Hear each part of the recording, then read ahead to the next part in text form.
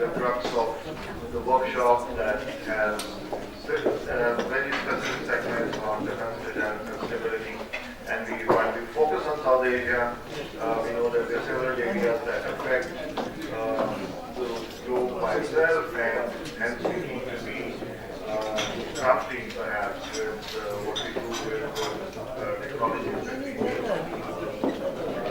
We have 4 eminent speakers who, as I look at this list, do not really need an introduction to this audience and many other audiences, and yet they do merit that there should be something said about that. We will go in the order that is given here, and the sponsors have been very precise in putting the timing on the screen, so I don't have to send out any messages to anyone. Let's begin, and our first speaker would be Mr. Delvin, who has been a career UK civil servant for 35 years, from 1973 to 2008, specializing in the field of defense and security. He's been part of the UK's negotiating delegation that included the defense forces in Europe. And those of you who have been looking at the conflict between India and Pakistan, there have been often references that we draw some relationship out of the CFE experience. He's the deputy head of the cabinet office secretariat, now called the National Security Council Secretariat, and also the Director General for Security Policy of the Ministry of Defence in the UK, with responsibility for future deterrence. Mr. Desmond, you have the floor. Thanks very much, Chair.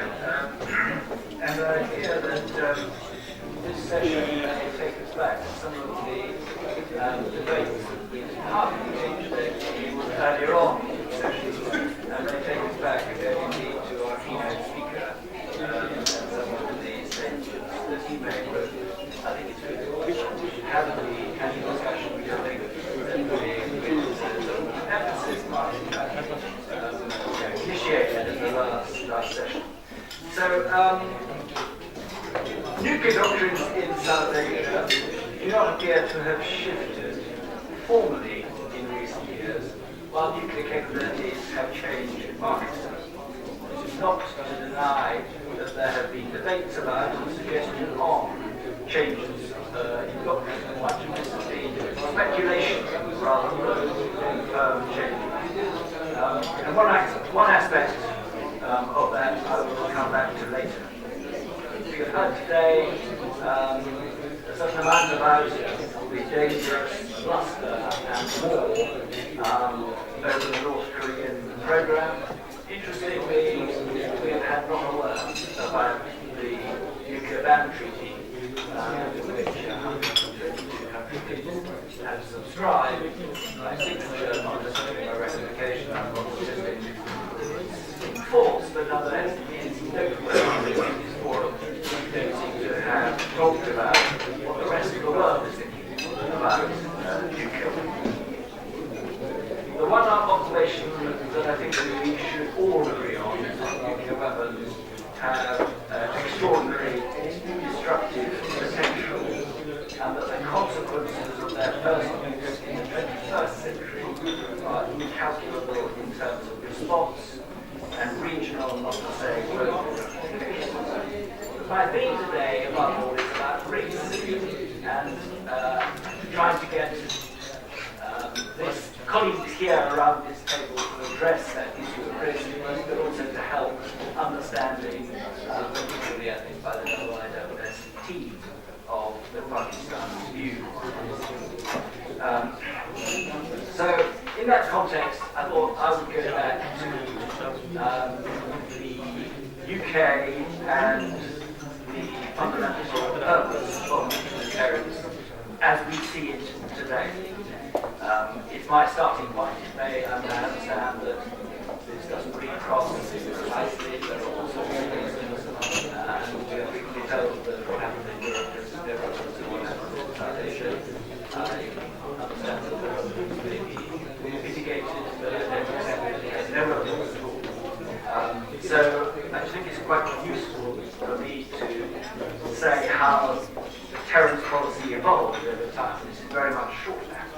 It's evolved over time as far as Western strategic thinking goes. First, at the outset, it was conceived as a tripwire. I go back to the 1950s, and it was conceived above all by the Americans, because the Americans conceived as a tripwire in the event of any conventional attack across the international border, and to prevent war between the major powers.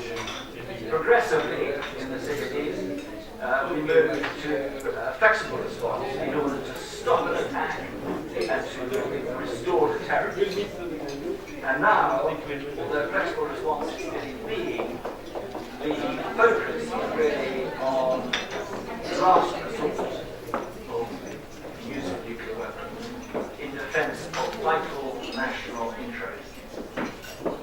I would also add that although politicians were very clear, and indeed analysts were very clear about the fundamental impact the arrival of nuclear weapons had upon the nature of war, public opinion and civil society had a role to play in causing the broadly defined political class in the West to recognize that nuclear weapons were of a very different order from, or they're interdependent with, the conventional army. As to the definition of vital national interests, we should not expect too explicit an answer, but I think there's a great deal of difference between vital national interests and something much more limited. Clearly, a measure of ambiguity is essential for doubt to exist in the mind of an aggressor about the likely response to any attack. But just to illustrate this point, I'd say for the UK, deduce this by the actions, but also by statements in the Parliament of the UK. In 1982, there was no question of reaching for the nuclear buttons and responding to the Argentine attacks on the Falklands. That went also for the hypothetical contingency in which the battle for the islands was lost by the UK. Moving forward to 2016, the NATO at the Warsaw Summit made clear, and the recipient of this message from the Warsaw Summit was designed to be the Russian Federation. At that summit, the communique made clear that any use of nuclear weapons by an adversary would fundamentally change the nature of the conflict. In other words, any breaking of the taboo would change the terms of the conflict irretrievably. And this, the context of this, was that there was speculation and talk in Russia of a Russian use of sub-strategic weapons, nuclear weapons, to de-escalate a crisis, to freeze a crisis after some action had been taken. So this is by way of preamble. So I'm posing to you a Western idea of using nuclear weapons in last resort only and of vital national interests. Now, this is by way of preamble to the question of the purpose of nuclear deterrence in South Asia. And to put it in crude, simplistic terms, and I did suggest for a moment that there's any sophistication in this, is it to defend vital national interests at the highest level of threat to the nation, or is it to preclude the full spectrum of every conventional and sub-conventional clash or conflict? If the latter, which seems to approximate to the case of Pakistan, several questions arise, which I propose to set out, which may irritate you enormously, but it will be helpful if you will demonstrate some of the clarity and maybe emotion that Mark demonstrated earlier on for show.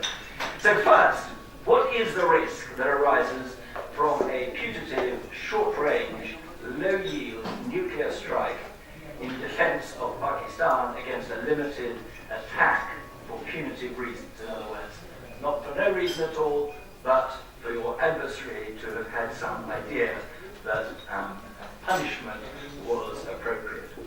Or indeed, what are the risks that arise from a putative, long-range, limited strike against a perceived nuclear launch capability, say in some distant island?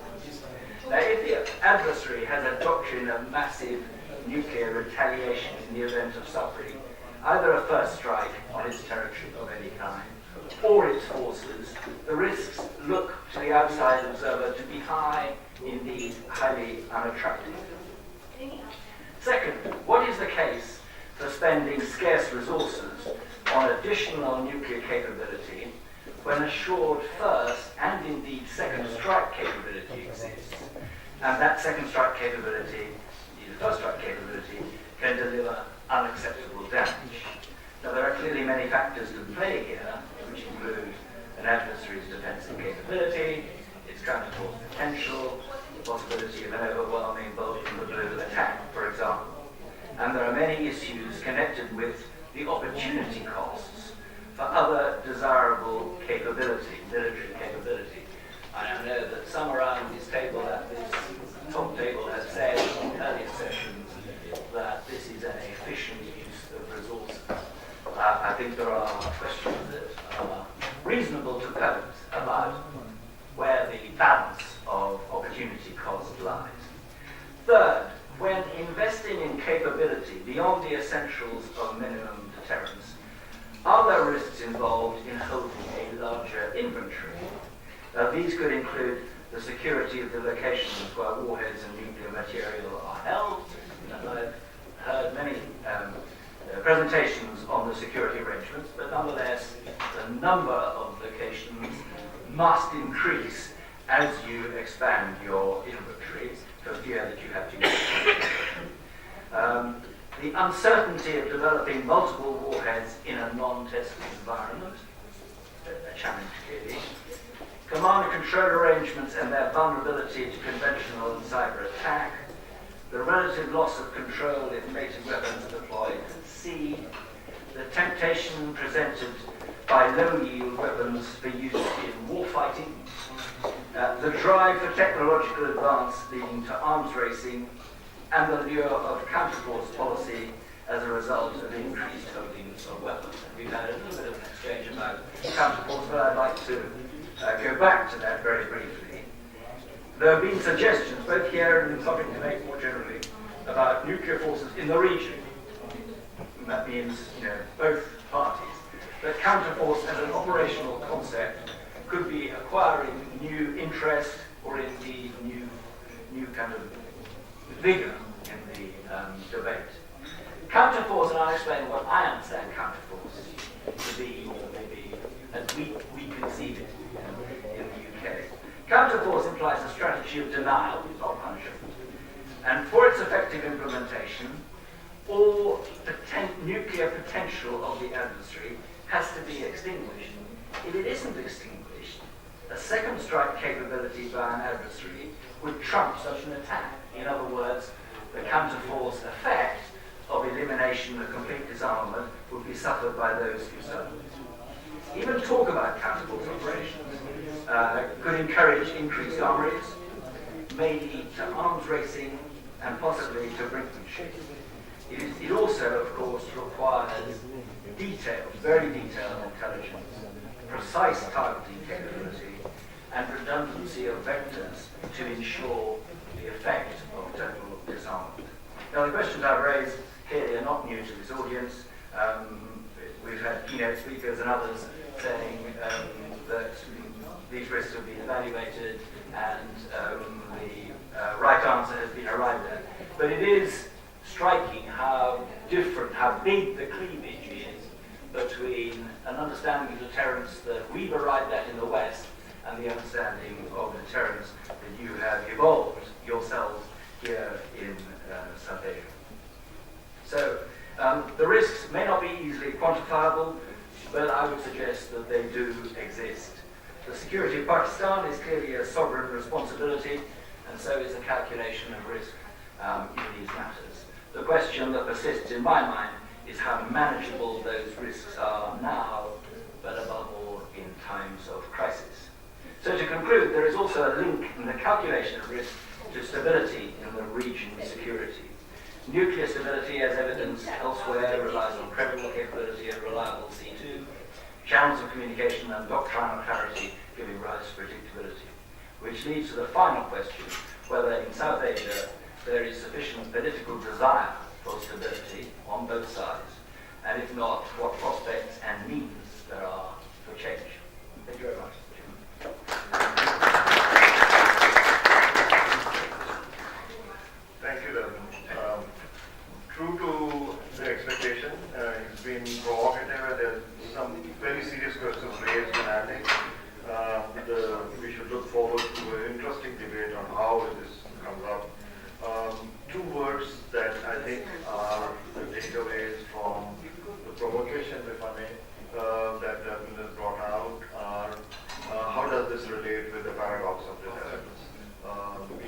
in what way, so that these weapons never get used. That's the other thing. The other thing that comes to mind when you start to listen to the concerns that the international community, including here through this presentation, is the notional approach that Peter Fewer has, for example, about how the nuclear weapon states start to consolidate, and how does that approach, and where does that approach go?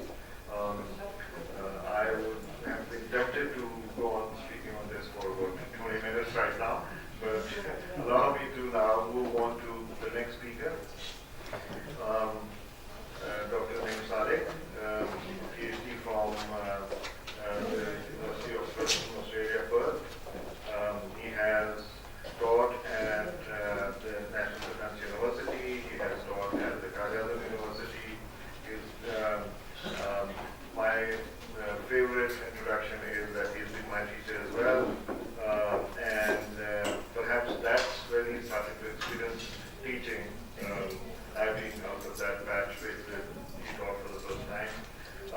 Tremendous experience of dealing with these issues at the operational level and also theoretically, and when he taught them nuclear missile policy, nuclear conventional defense, arms control, nuclear confidence building, non-proliferation regimes, safety and security, export controls, and being the very happening time in the director of arms control of the Army of the Administration. You have the floor.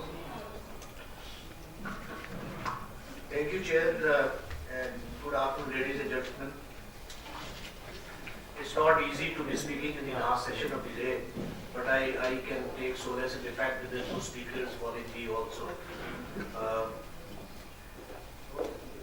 Talking about doctrines, I think I need not go into the details, but doctrines do give us guidelines in terms of the composition, the size, and the nature of our forces. Interestingly, in the nuclear domain, the weapons were used first and doctrines came much later. However, if you look at the history of development of doctrines in the nuclear countries, especially United States, throughout the Cold War period, you will find that there was never a solution which was found to be permanent. And with the change of every presidency, there was a review and the doctrine underwent a change. So there was a continuous evolution of the doctrine on the basis of two factors. First was the prevailing security environment at that time, and the second was the state of technological development. What kind of technologies you had in terms of delivery system, their accuracy, their reach, and the kind of nuclear weapons you had of the various years, and also the size of the arsenal. So all these things combined together necessitated a review, continuous review and change and updating of the doctrines. And I think it should not be very strange to see that the doctrines in India and Pakistan are also undergoing change. It is bound to happen, because once we started off after 1998, both countries professed to have minimum deterrence doctrine, but they didn't seem to be very satisfied and happy with the minimal size of deterrence force, and they added the prefix of credible minimum deterrence, which meant that you needed to have something more than the minimum size of the force. In addition to that, both Indian analysts as well as the Pakistani analysts, they clarified that minimum deterrence is not a fixed number. It's a dynamic concept which is subject to change with the changes in the security environment. Now, with that building in it that concept, the possibility of continuous change in the size of the arsenal was inherent in the two doctrines. Although if you believe really in the minimum deterrence, then you should not be too much worried about what is happening across the borders. You have to identify the targets which are really necessary to be engaged to cause unbearable damage to the other side, and then make sure that the arsenal size which you have determined for yourself, you make it invulnerable and survivable. And irrespective of what the other side is doing. But unfortunately, India-Pakistan relations have been dominated by the action-reaction syndrome right from the beginning, whether it was the convention domain or the nuclear domain. So this kind of competition was bound to happen in this case, and it is continuing. The second is at the start in 1998, the capability was very limited. With the passage of time, as the variety of delivery systems was made available and the technological capabilities were advanced in terms of miniaturization of warheads, then the possibilities and options also expanded. And the doctrines, as we all know, are dynamic in nature. They cannot remain stagnant. They have to keep changing with the changing environments. However, we have to see that sometimes the developments in the technological realm are dictated by the policy direction. But sometimes the situation arises where technology starts driving policy. And my guess is that at the moment and in the near future, that is going to be the case in India and Pakistan, because despite the declared doctrines of both the countries of credible minimum deterrence, the kind of technologies which both sides are developing and fielding is bound to change the nature of the doctrines in very different ways. For instance, in case of India, the canisterization of missiles, which reduces the reaction time, the introduction of SLBMs, and the ballistic missile defense systems, irrespective of